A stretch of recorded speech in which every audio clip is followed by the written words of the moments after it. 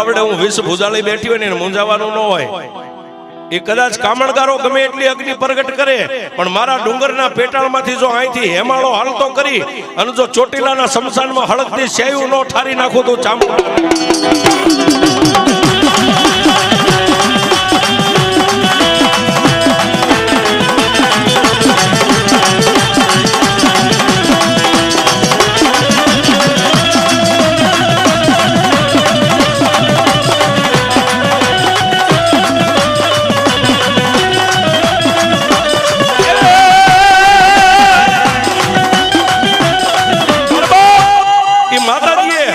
હિમાલયનું પાણી આવે એમ પાણીનો ધોધ ડુંગર નીચેથી નીકળ્યો શમશાનમાં પાણી પહોંચ્યું હળગતી શેઠ હરી ગઈ